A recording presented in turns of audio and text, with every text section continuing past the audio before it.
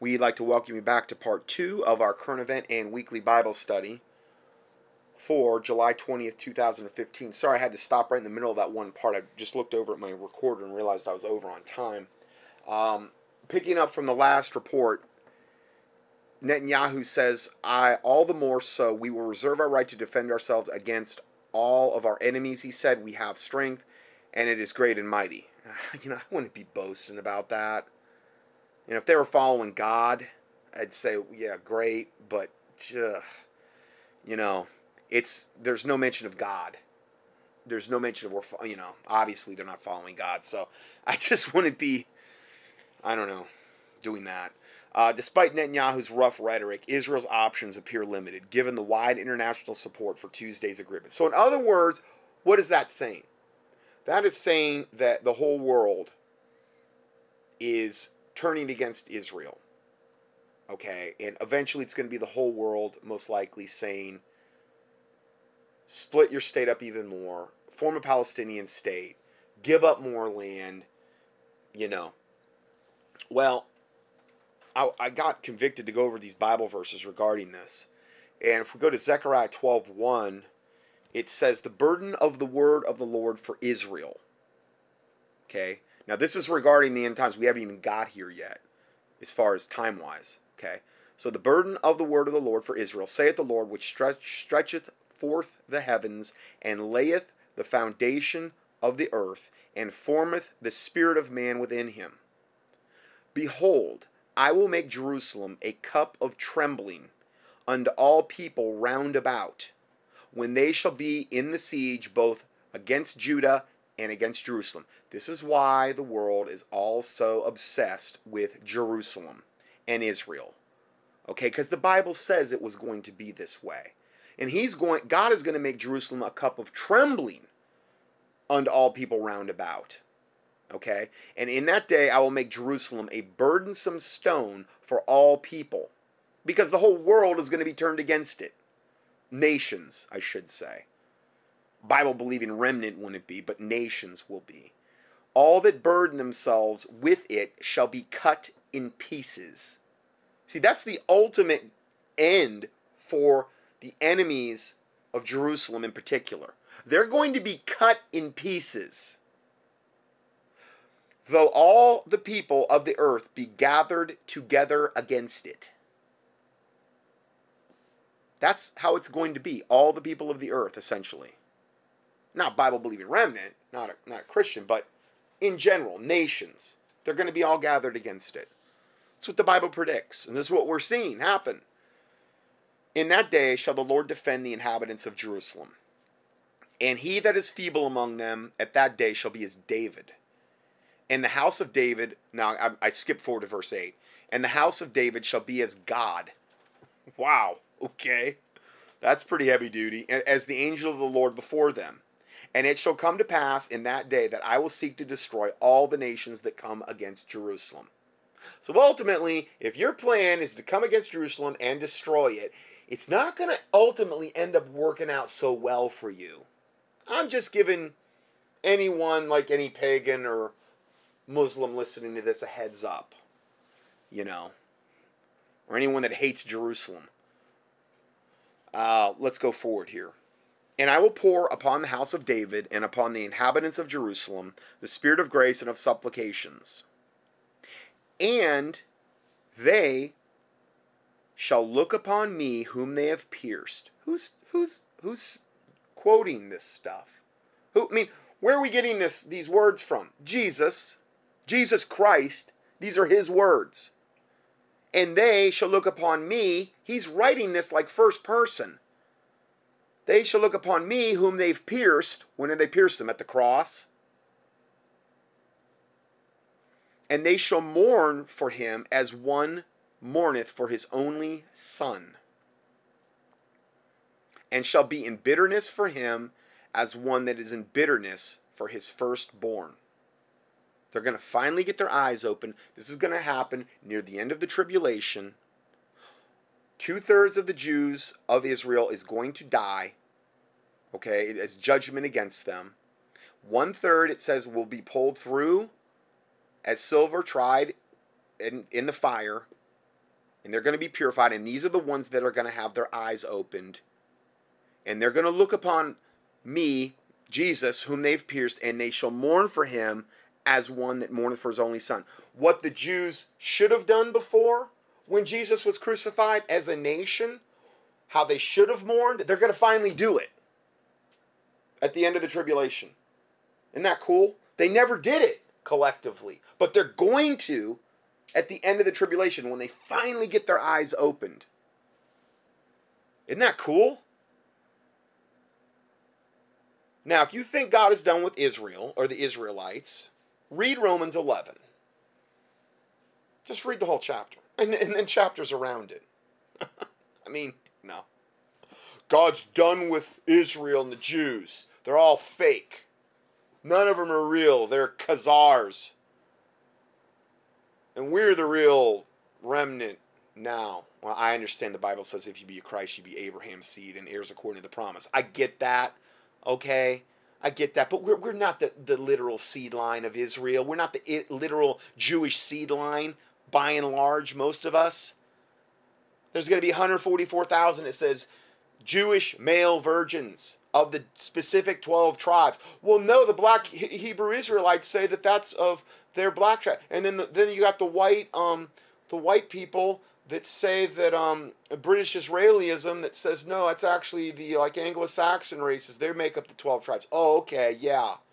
And I have some oceanfront property to sell you in Arizona. And I'll throw in the Brooklyn Bridge while I'm at it.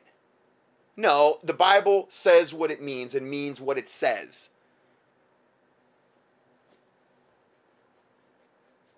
So Romans 11:25 says, "For I would not, brethren, that you should be ignorant of this mystery, lest ye should be wise in your own conceits. That blindness in part is happened to Israel, until the fullness of the Gentiles come in." Blindness in part. They're blind now. But see, here they get their eyes open finally in Zechariah 12:10. And they shall look. They're going to look. They're going to finally see, to look upon me whom they've pierced, and they shall mourn for him as one that mourneth for his only son, and shall be in bitterness for him as one that is in bitterness for his firstborn. They're going to get their eyes open right there in Zechariah 10:12. Near the end of the tribulation. All these nations are attacking Jerusalem. There's going to be a lot of distress. There's going to be a silver tried in the fire. What does the fire do to silver? It purifies the dross out of the silver. It purifies it. It makes it a vessel fit for the master's use, like the Bible talks about in the New Testament. So this blindness that's happened to Israel is going to end finally when the fullness of the Gentiles come in. And so all Israel shall be saved. Well, how can that be? Well, 2/3 of Israel is going to be dead. You go like a chapter ahead and read the end of Zechariah. 2/3 of them are going to be like dead. So what is left of Israel, the 1/3 that's tried as silver, they're all going to be saved. It says all Israel shall be saved. 2/3 already just died though. As it is written, there shall come out of Sion the deliverer. In this case, Sion in the New Testament is in reference to Jerusalem. In the Old Testament, it was a different reference. There was Zion and Sion. Okay, I've done studies on that when I got into Mount Hermon. But anyway, so come out of Sion, the deliverer, capital D, Jesus, okay, and shall turn away ungodliness from Jacob. Because they've been in ungodliness up until this point. They haven't had their eyes open. They've been blind, in part. Remember, it says in part. Doesn't mean a Jew can't get saved now, or somebody from an Israelite can't get saved. But collectively, it's not going to happen on a collective basis, on a mass basis, until the fullness of the Gentile come in and until the blindness is taken away. For this is my covenant unto them when I shall take away their sins. As concerning the gospel, they, meaning the Jews, Israel, are enemies for your sakes. And I have people say, well, no, Jews was never used. Well, it's used in the original 1611 King James. It's in there. I think it's spelled Jewes instead of Jews. I found the verses. I've looked at the actual 1611 online. We don't have the 1611. We have a 1769, either Cambridge or Oxford, King James edition. Just so you know. When they say, well, I've got a 1611, no, you don't. Unless you can read Old English, you do not have a 1611 King James authorized edition. You have a 1769, either Cambridge or Oxford. Cambridge, I believe, is the best version of that.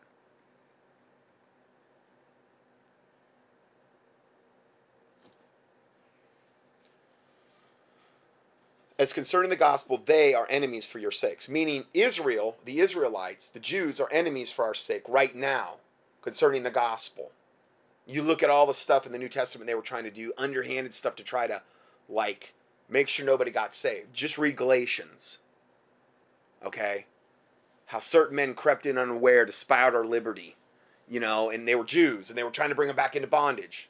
Okay? Bring them back into the works. Bring them back into the sacrificial Old Testament system that Jesus Christ delivered them from. So as concerning the gospel, they're enemies for your sakes. But as touching the election, they are beloved for the Father's sakes.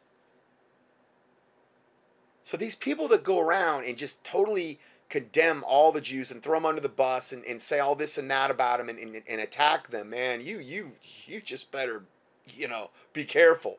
The Bible says right here in Romans 11 to boast not against the natural branches. The natural branches are the Jews, are the Israelites.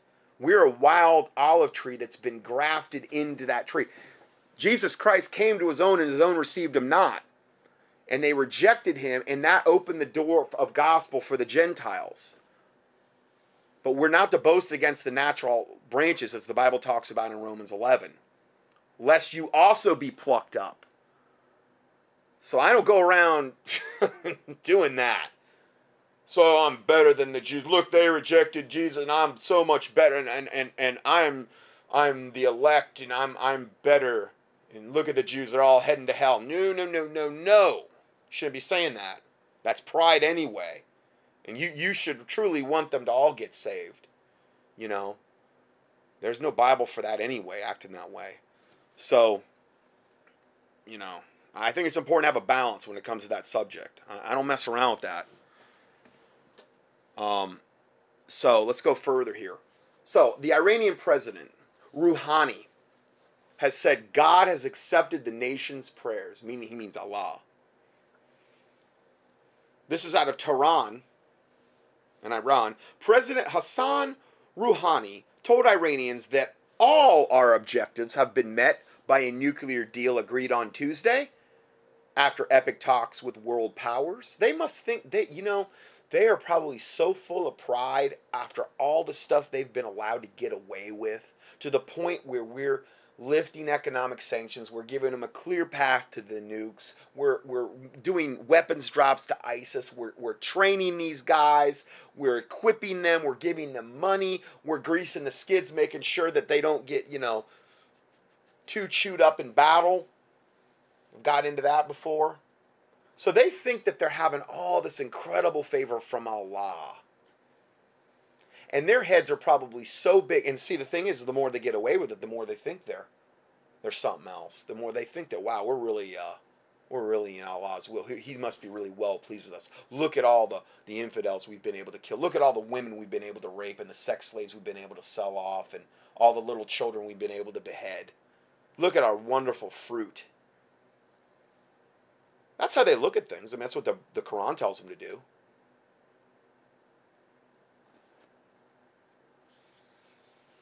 In a live televised address, Rouhani said, quote, God has accepted the nation's prayers. Oh, Allah's accepted your witchcraft prayers to him? Yeah, that's what he's telling everybody. Pride goeth before a fall, and a haughty spirit before destruction. They're going to get it. I'm not saying it's going to be tomorrow, but I wouldn't want to be in their shoes ultimately. Related stories to this, I'm just going to read you the headlines. Iran leader says policy on arrogant U.S. won't change. We're arrogant. We've given them everything they've wanted. And then they chant death to Israel and America while they get everything they want. So I said, Satan's never, ever satisfied. Doesn't matter what you give them. They're a great example of like Satan in the flesh. Islam at large, particularly like radicalized Islam. It's all going to end up being that way eventually. They're all going to get on board Islam. I mean, they did that poll not too long ago about supposedly, they interviewed a lot of supposed moderate Islamic people, and the vast majority of them wanted Sharia law in the United States. Well, that's pretty radical. So I don't buy all this garbage about, they're moderate. They would, yeah, if they were really that way, why aren't they protesting in the streets? All of the beheadings, all of the debauchery and butchering that's going on of Christians, if they were really against it, I don't see the moderate Islam rising up against the radical elements. I just don't see that. Why? Because silently they're in lockstep. Silently they're in agreement. Silently all they are is a Trojan horse. That's all they are. They're a Trojan horse. They're just here to establish a beachhead, and so that they can allow the more radical elements to infiltrate. That's why they're here. To lull us to sleep, to convince us that, it's a religion of peace. They're doing their part. They're doing their part. But as they increase in numbers, then they start to show their true colors, just like they do every other part of the world. But by then it's typically too late because, there's so many of them that, it's like rats infesting a ship. And they work all manner of wickedness. Sweden's the rape capital of the world thanks to them right now. They love those blonde-haired, blue-eyed women. And they believe they need to all be raped and subjugated. That's what they're about. Every manner of perversion you could even conceive. That's what they're about. Next headline reads, Iran hopes to buy new planes after nuclear deal. So, yeah, with all this, they're going to be flush with cash into the billions. So they're going to buy some new planes so that they can maybe launch the nukes from a jet platform, probably. Next report, Iranian missiles are aimed at the USA. This is by John McTernan. And the verse here, the first verse he has is Obadiah 1:15. For the day of the Lord is near upon all the heathen. As thou hast done, and then done to Israel, essentially, it shall be done unto thee. Thy reward shall be upon thine own head. And again, that's why I say, if Obama's able to pull this off, where we totally turned against Israel, which he wants probably about as much as anything, in his cold, black, satanic heart. I don't mean black race, I mean just black heart. If he's able to pull that off, that might, I gotta believe that's probably going to be the linchpin for God's judgment on America. As thou hast done to Israel, it shall be done unto thee. Thy reward shall be upon thine own head.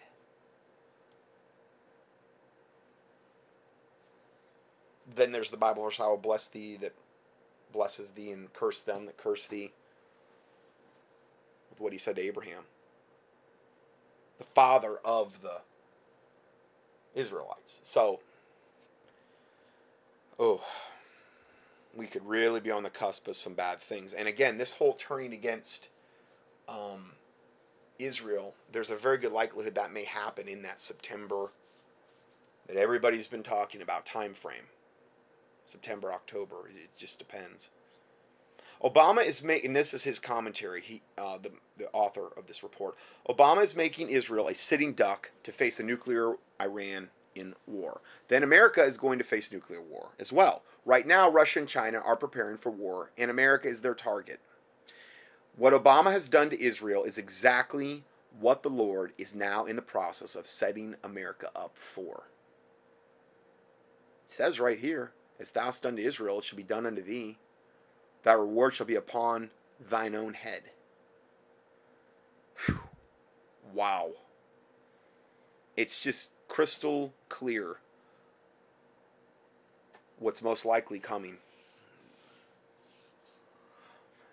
This is from a report entitled Israeli ambassador to the U.S. Those ICBMs are for you.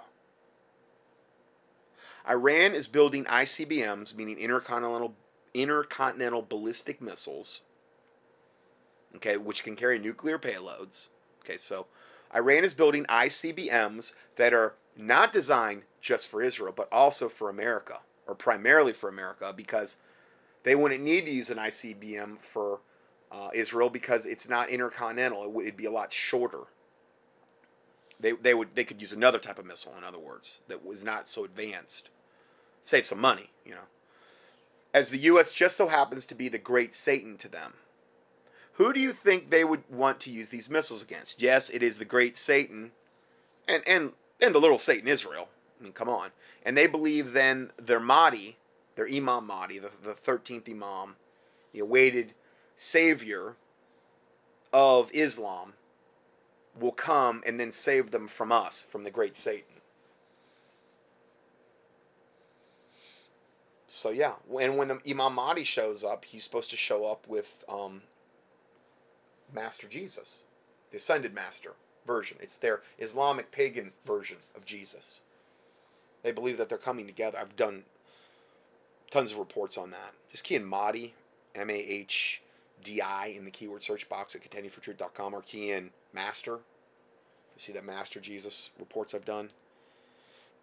It is like Obama is deliberately giving Iran the ability to attack America and also Israel. Obama and the hard left hate America so much that it could be Obama thinks we deserve to be nuked. Please don't think that this is a crazy question, because Obama is doing everything he can do to destroy the nation, and the left is 100% behind him. So is the right, though. They're not doing anything to really ultimately stop this. They can sit here and put on a little show and say, oh, well, we had these votes, but we were 5 votes short. Whatever. It's all theater. So the left is 100% behind him, just as they're behind him on this deal. Ron Dermer, the Israeli ambassador to the United States, says the Obama administration has agreed to a deal that gives Iran both a legal nuclear program and the money to develop a delivery system, intercontinental ballistic missiles. And since Israel, yeah, it's true, they get the bomb and they get the extra money to develop the ICBMs, and like we had said, they're going to have the planes too to possibly deliver them, as another way of delivering the bomb. So this Ron Dermer says the Obama administration has agreed to a deal that gives Iran both a legal nuclear option and the money to develop the delivery system.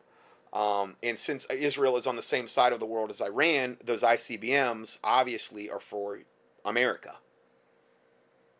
Meaning they don't have to use an ICBM, an intercontinental ballistic missile, because they're a lot closer, Israel.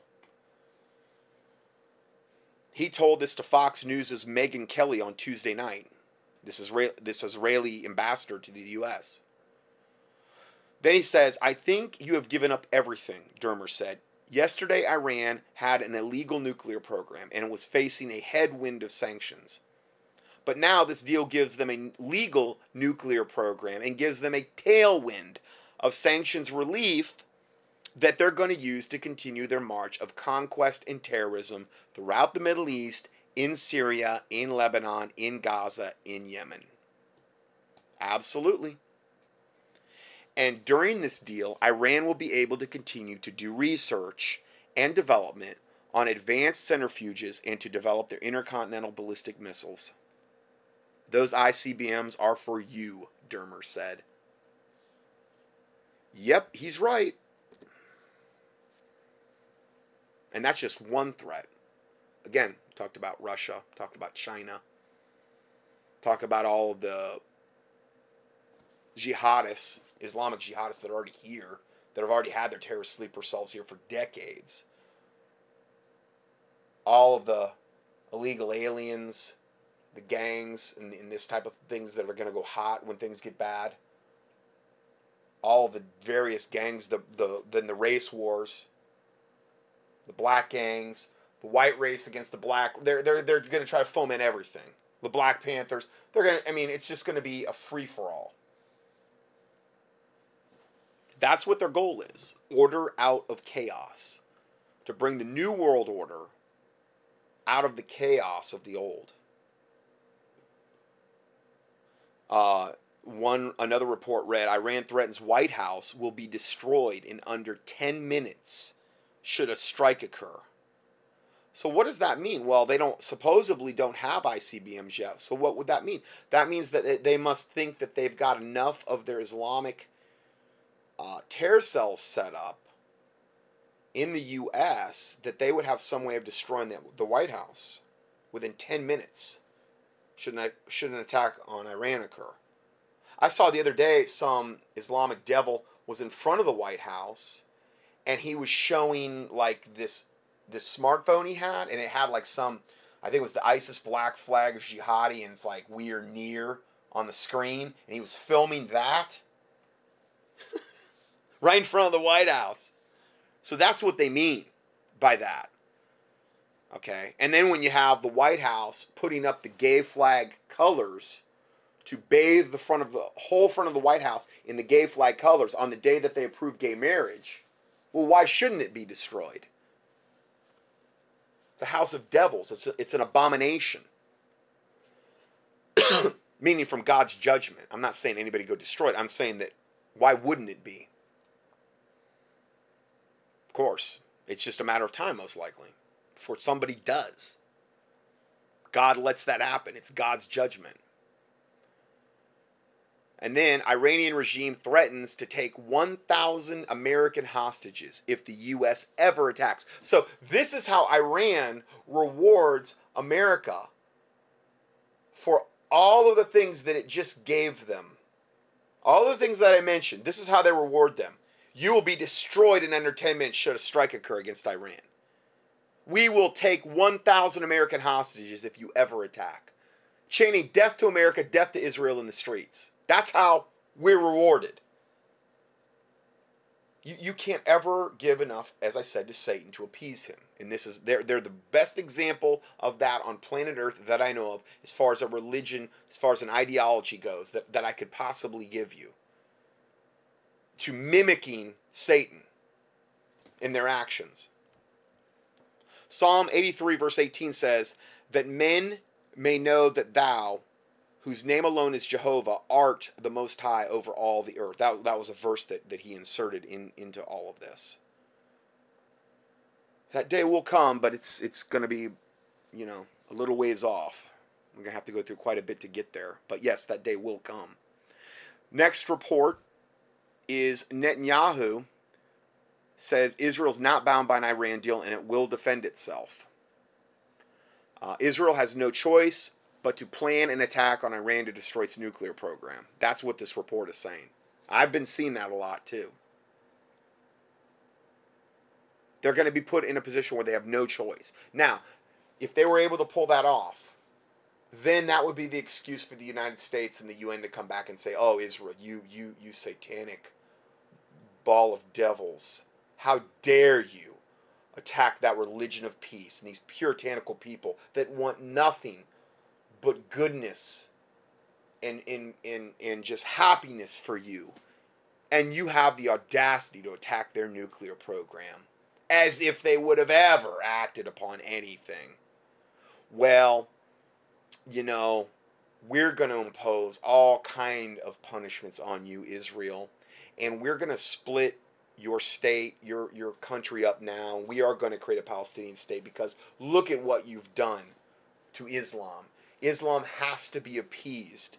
And we're going to do that by giving her her own Palestinian state. And you better shut your mouth or we'll attack you. Think about it. That could be an absolute plausible scenario as the excuse to why that happens. To why Obama says, well, they've got to be punished. And it's enough is enough. I can hear Obama right now in his sanctimonious, fork-tongued devil tone. Enough is enough. We need a two-state solution, obviously, and this is the right time to do it as a peace gesture. I can see it a mile away. Something like that. Some derivation of some scenario like that is most likely how it's going to happen. The world is a much more dangerous place today than it was yesterday. That's what Netanyahu said, meaning before this was given, this agreement. Netanyahu said, speaking at the start of an emergency security cabinet meeting he convened following the news of the deal, which was officially announced Tuesday morning. World powers have, quote, gambled that in 10 years' time, Iran's terrorist regime will change, while removing any initiative for it to do so. Islam is not going to change.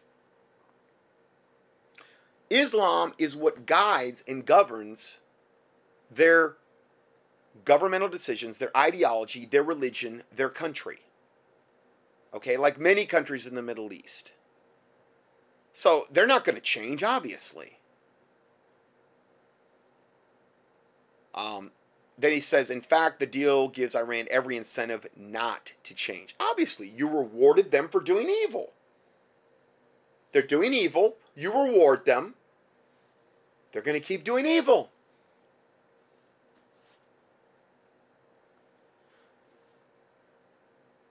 Netanyahu fired that the deal will fuel Iran's sponsorship of terror and attempts to destroy Israel, obviously. So you've really got the whole world coming against you. You got the Pope yoking up with that Turkish nutbag president about, two-state solution. He wants to invade Israel. He's telling all Islam to invade it, take it over. You got this with this deal with Iran.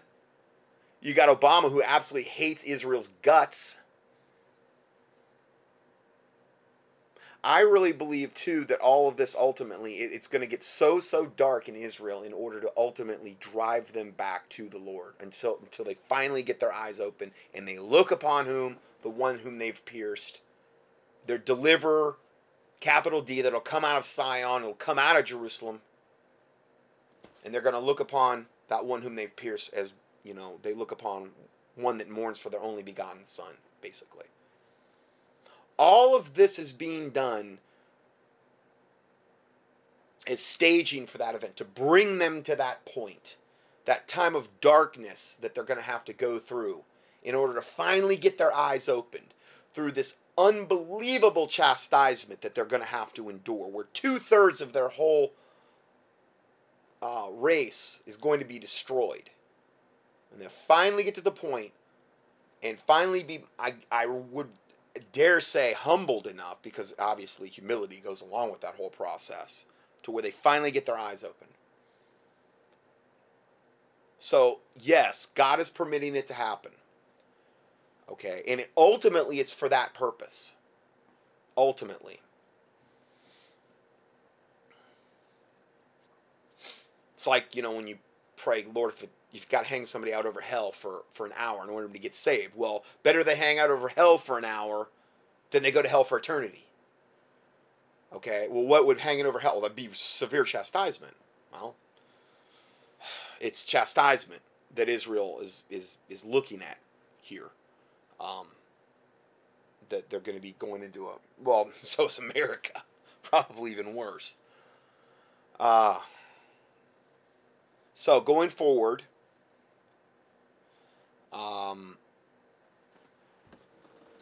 okay, so the next report is entitled "Iran Deal and Existential Danger Unknown for a Generation."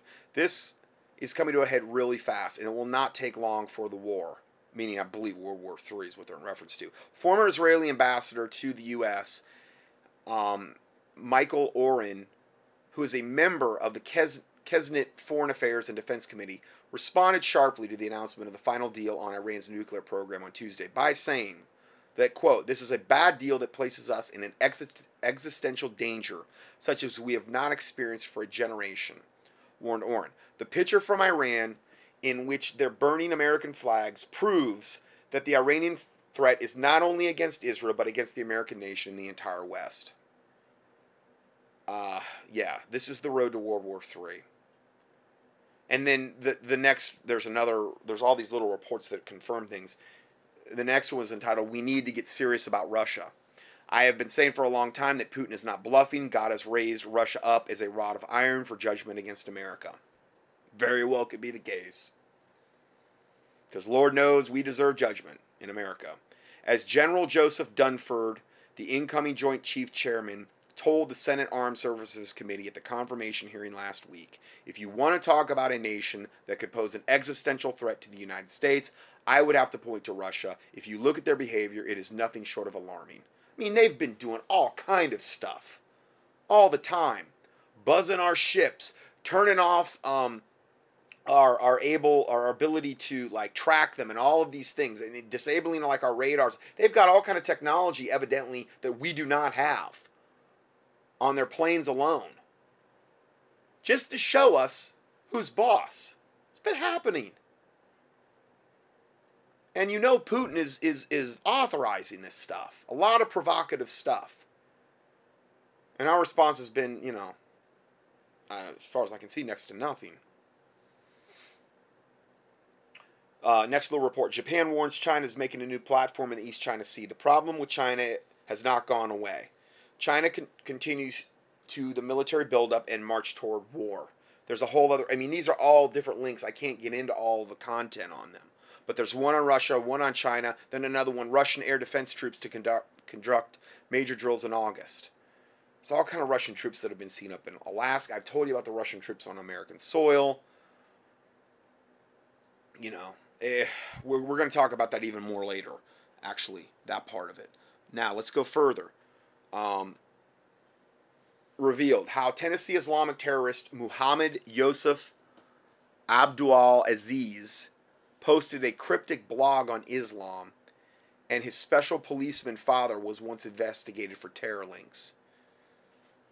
Note, no calling him by mainstream media a cold-blooded murderous Islamic jihadi sympathizer for the devil. No, they don't say that at all. They don't even... In fact, today they were up there saying, yeah, he said ISIS was stupid. So see, this has nothing to do with radical Islam or ISIS. It doesn't have anything to do with that. See, that's what they want you to think about the Tennessee shooting. It has nothing to do with Islam. They never called the guy Islam. At first, he was a white guy. And I'm thinking, oh, okay, I can see this coming a mile away. But no, he's got, Muhammad Yusuf Abdul Aziz or whatever. He's an Irish guy. He's an Irishman. He's a Scotsman. Good Scottish name. He's not Islam. Come on. Who is named Muhammad Yusuf Abdul Aziz in Islam? Nobody. Obviously, that's an Irish-Scottish derivation. Okay, so, so he's an Irish guy, Scotch-Irish, and he posted a cryptic blog on Islam, and they've just been downplaying it from the moment. They never called him Islam, never called him Muslim. He's got the beard, he's got the name, he's obviously a Muslim. That's been proven. But we can't say that. We have to just downplay all of that and be politically correct. And he made a mystery 7-month pilgrimage to Jordan. And his father was investigated for funding terrorism. But he's not a bad guy. He's not a Muslim, obviously. He was born in Kuwait, Muslim country, with Jordanian citizenship, became U.S. citizen when his family moved here in 1996. He made several mystery trips to the Middle East, including Yemen, a known terrorist training ground, and a 7-month tour of Jordan from April to November 2014. The Kuwaiti official news agency also said the terrorist traveled to Kuwait and Jordan in the spring of 2010. So he's really got around, but he's not a Muslim terrorist. No. He's an Irish Catholic, of course. He posted rambling messages about Islam and his life being a test, quote, test in the days before the shooting. How did that test work out for you, devil? Are you being tested in hell now? After you killed those innocent Marines? Oh no, you're with your 72 virgins and white-skinned boys. I forgot. I forgot. No, no, he's burning in hellfire, getting to live those deaths that he caused over in their eyes, most likely, over and over for all eternity, and then he gets to get thrown in the lake of fire when it's all said and done after that. He texted a friend a link to Quranic verses the day before the attack. His father, why isn't this all over national news? Because they're pigs. They're whores. Prostitutes, whatever you want to call them. They are. They have no love for the truth. All they care about is lies and deceiving people. The lamestream media. His father was investigated by a joint terrorism task force in the 1990s for suspicious overseas donations, but ultimately deemed not a risk. DailyMail.com has exclusively obtained documents revealing his parents were caught in a messy divorce in 2009, with Abdulaziz's mother alleging, and this was proven actually, that her husband beat her and sexually assaulted her in front of their children. That's always good, assaulting the mother of your children in front of the kids. More wonderful fruit of Islam. He also wanted to take another wife. That also came out. He wanted a second wife because Islam permitted it under Sharia law. So this is the kind of pigs we're dealing with here. But, you know, Islam had no part in this whatsoever. He was just a crazy guy. Just a crazy guy. You know, that's all it was. And he liked guns. And see, it was the guns. That's another thing they blame. The guns. Trained with guns a lot. He was a crazy guy. Had nothing to do with him being a demon-possessed Muslim. No. Or all these other things. These mystery trips he's taken where he was gone like 7 months at a time and nobody knew where he was at. And he was training in a known terrorist training ground. No, none of that had anything to do with anything. Of course not. Perish the thought. Now we're just being paranoid if we start walking down that lane. Obviously, we all need to take a step back and just, you know, cooler heads prevail here. Let's really think this thing through.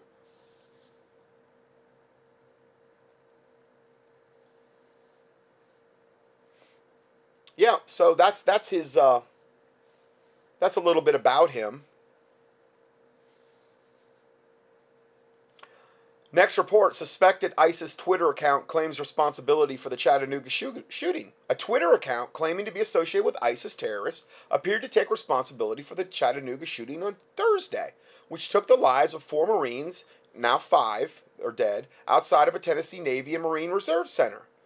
And it said, "Oh, American dogs, you will soon see wonders." See, they know what's coming. There's a link, all the links to it are right here in the PDF for this teaching for July 20th, 2015. The Twitter account created just yesterday appears to have sent out a tweet before Muhammad Yusuf Abdulaziz was identified as the shooter. The tweet stated that the American dogs, you'd see wonders, with hashtags including Chattanooga, USA, and ISIS. And then another one said, "Taste the blood of the Americans are very good." The account also sent out several other tweets mentioning the blood of Americans while warning of their impending fate. To all the kofar, meaning unclean, infidel, and American dogs, this is your fate. Soon you will see wonders. Yeah, soon you're going to see hell. Hellfire. Whether it's now or 50 years from now, that's their fate. I pray to God if it be possible their souls be saved, but you don't see very many of these radical Islamic devils getting converted because they are so taken over, they are so demon possessed to the toenails. They have had their conscience so seared with a hot iron to do the things that they do. It's like you don't see a lot of pedophiles, you know, going to churches to the altar calls and saying, "I got miraculously saved." I think there's a line that gets drawn by God, and there's very, very few that can escape that and get saved once they've crossed that line. Once they've been turned over to a reprobate mind, once they've had their conscience seared with a hot iron. It's very hard to reverse that process. And I think particularly these radical Islamic people, they've so crossed that line so long ago. I mean, you look at the atrocities they commit, and it's like, wow, dude. I mean, how far gone would you have to be to rape little girls, to sell women into sex slavery, to behead innocent Christians, and to like it, and to burn people alive, and do all the things that they do? You know, you got to be pretty far gone, is all I'm saying. According to CBS News, U.S. Attorney Bill Killian said officials were treating the attacks as an act of domestic terrorism. Yeah, domestic terrorism. When the reality is, yeah, okay, it was domestic terrorism, but right here it explains it. Though the FBI special agent in charge, Ed Reinhold, said authorities were still investigating the motive. We just don't have a clue what the motive is. His name's Irish, Scottish, obviously. He has no ties to the Middle East. He was just born in Kuwait, and he's made all these mystery trips. His dad was just investigated before for funding terrorist groups. He texted his friend Quranic verses the day before the attack. He posted rambling messages about Islam and his life being a test in the days before the shooting. We don't know what the motive is, though. We don't have a clue. Well, you know, that's some good police work, is all I can say. They're doing a yeoman's job, you know. Excuse me. Just some rapid fire bullet points. Pew Research says there is a spike in Americans who are very concerned about domestic Islamic extremism. And then in Paris, France, 3 French charged in ISIS plane to attack military base. So there's another part of the world where they're planning to attack the military base. And we've went over in recent teachings how the military and how the law enforcement are a big target for ISIS, to the point where they've posted addresses of certain people in the military and law enforcement officers and all of these things. You know, it's pretty pitiful when you have these recruiting centers like this where they're not permitted to be armed, which creates gun-free zones, which is where these cowards always end up attacking, so they can do the maximum amount of damage, and they don't have to worry about anybody shooting back. And here you have a military recruiting center where nobody's allowed to be armed. Gun-free zone. Says it right on the door. I think Clinton did that. So of course that's where they're going to attack. So that's, you know, that's one of their main goals. Take out the military. Take out law enforcement. And then another one, the new video came out where it shows a child beheading one of these people over in the Middle East. I refuse to watch that stuff. I don't want to watch it. Now they're having little kids do the beheading. Kill people, shoot them en masse. To create as much maximum shock value as possible, I guess.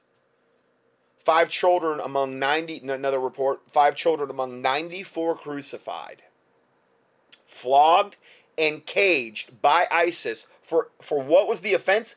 Eating during Ramadan. They crucified 94 people. 5 of them were children.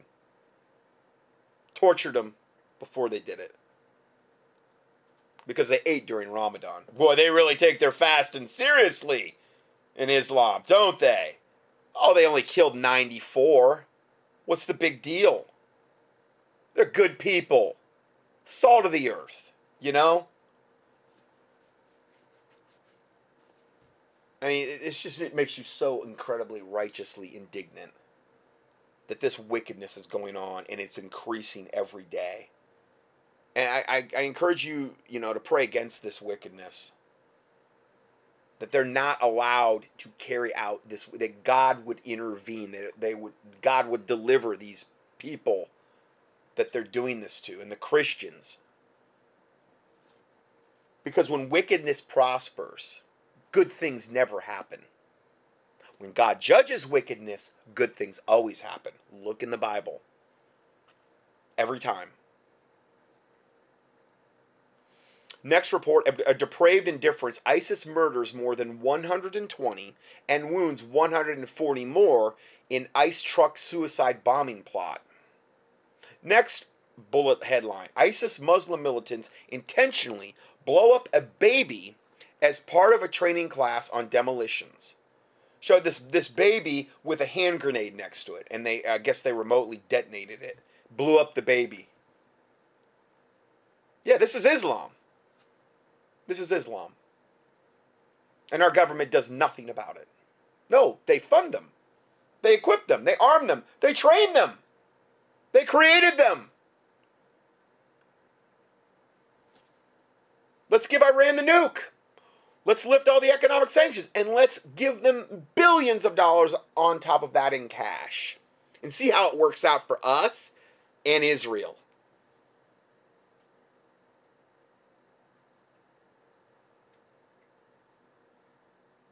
It's just insanity to a level that is absolutely beyond comprehension. Satanic insanity. With very little pushback worldwide to the insanity. Obama honors, in next report, Obama honors Islam before the dead Marines killed by the Islamic terrorist. Americans are furious. President Obama issued a statement yesterday urging Americans to respect the religion of Islam before he even commented on the terror attack by an Islamic extremist in Chattanooga, which killed 4 Marines, actually 5 now, which prompted widespread anger. The White House tweeted out a statement wishing Muslims Eid Mubarak as Ramadan came to a close, adding that, quote, the holiday is a reminder to every American of the importance of respecting those of all faiths and beliefs. Because, see, Islam does that in spades. They respect all faiths and beliefs. You know? Haven't we just proven that with all of the reports that we've read?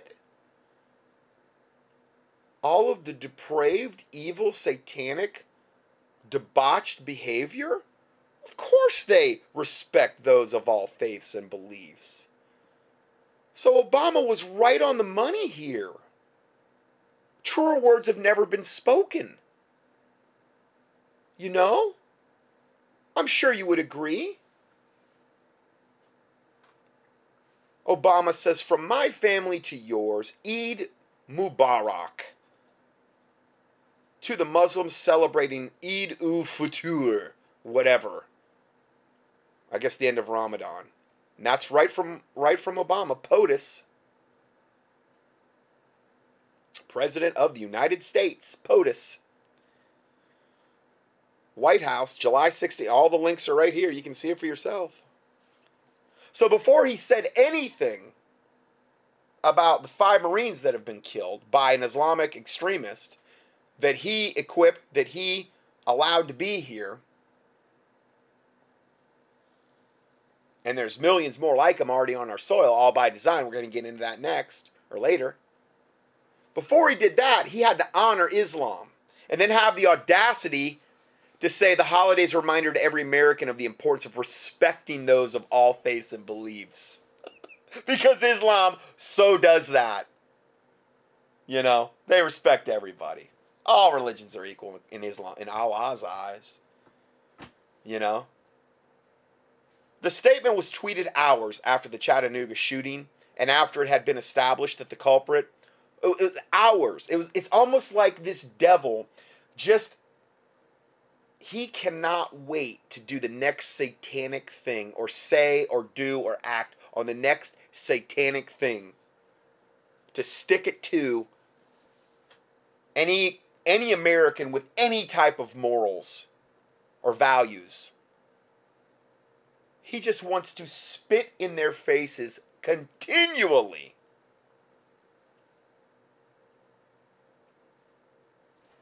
The statement was tweeted hours after the Chattanooga shooting and after it had been established that the culprit was 24-year-old Mohammed Yosef Abdulaziz, or whatever, a Kuwaiti Muslim whose blog revealed that Islam played a central role in his ideology. It was only after Obama had lectured Americans about respecting Islam that he paid tribute to the actually five now, dead Marines killed by an Islamic terrorist. Of course, I'm sure he didn't acknowledge it was Islam had anything to do with it. Just some guy that loved guns, because guns are the problem. Had nothing to do with the shooter and his ideology, and then he was radical Islam, and he was trained in the Middle East. Had nothing to do with that. No. So reaction to the timing was brutal. These are just some comments about this Obama's tweet that were up on the internet. I thought this was a sick joke. That is until I realized it was really from the POTUS. Awful timing, to say the least. The wording, and this is another one. The wording and its timing is so poor in light of today's tragic attack that I'm at a loss for words. Another person said, I'm shocked by your recent post at White House at POTUS today, following today's murders of our decorated Marines. Another one said, you're aware there was a massive shooting again today by a Muslim, right? You could at least pretend you give a blank. And then another one, you don't deserve to be POTUS. 4 Marines died on U.S. soil today at the hands of a devout Muslim that you made a U.S. citizen. Those are just some. Next report, Obama removes Iran and Hezbollah from the terror list. Crickets from Congress. The mask is coming off faster and faster, and you are seeing the true face of Barack Obama, who is a Muslim, who was raised a Muslim, obviously, among other unbelievably undesirable, disgusting satanic traits. He's a Muslim. It is a form of a prostrated believer, Obama, who kneels before Islam, loves terrorists, and bows before the mullahs of Iran. Here's a picture of him bowing before the mullahs of Iran, which you've probably seen those pictures. Him bowing. I mean, I'm talking really bowing. I'm talking he's at a 90-degree angle all the way over. Because that's his heroes, man. It is also the face of hatred toward Israel. He is a two-faced visage of evil and chaos, and he abhors America and does all that he can to bring her to her knees and render her to her enemies. He not only declared that the Taliban were not terrorists, he has now taken Iran and Hezbollah off the terrorist list. This was undoubtedly at the behest of Iran during the nuclear talks. Yet he keeps the Christians that are over there, the 3 ones that we know about, in prison and says that that's off the table as far as negotiations go. That's fine. You know? Hezbollah is their proxy child of hate. Not only will Obama give everything to Iran that they want, including nukes, he claims that they are the anointed ones, while branding America and Israel the true enemies. His preface will be death to the great and little Satan. From Front Page magazine, it says, you know the country responsible for killing hundreds of Marines, which provided sanctuary to Al-Qaeda, and whose terrorist proxies helped give Al-Qaeda the skills to carry out terrorist attacks? Well, now they're no longer terrorists. Sure, their terrorist groups currently control part of Lebanon and Yemen, but they're not terrorists, though, now. Because if Iran was a state sponsor of terror, then Obama letting them have the bomb might look bad. This way, though, by making them not terrorists, that's fine, though. An annual report delivered recently to the U.S. Senate by James Clapper, the Director of National Intelligence, removed Iran and Hezbollah from its list of terrorism threats. After years in which they featured in similar reports in describing, In describing Iran's regional role, the report noted the Islamic Republic's intentions to dampen sectarianism, build responsive partners, and de-escalate tensions with Saudi Arabia. The only time the report mentions Hezbollah is when describing it as the victim of attacks. See, Islam's just a big victim. I'm just a fork-tongued devil that's lying to you about Islam. I'm making all this stuff up. None of this stuff really happens on a day-to-day basis. Scott Johnson, makes up everything about Islam. I create it out of thin air and cleverly copy and paste stuff. to do that. Didn't you know that about me? Yeah. Because I make all this stuff up. You know why? Hezbollah is really, and Islam is really the true victim here. So now you know the truth, everyone. I'm glad I got that off my chest finally. Because they're like Mary had a little lamb. There's pure as Rebecca of Sunnybrook Farm, pure as little sheeplings frolicking in the field. Hezbollah and Islam and ISIS and all its derivations. They're pure. They're wonderful. They're innocent. Every one of them. And they've never done a bit of evil. It's just infidels like me that give them a bad name. So again, I'm glad I got that off my chest. Now I feel like I can die happy now. So let's go further. Oh, out of time. Sorry. I have to go to part 3 here. And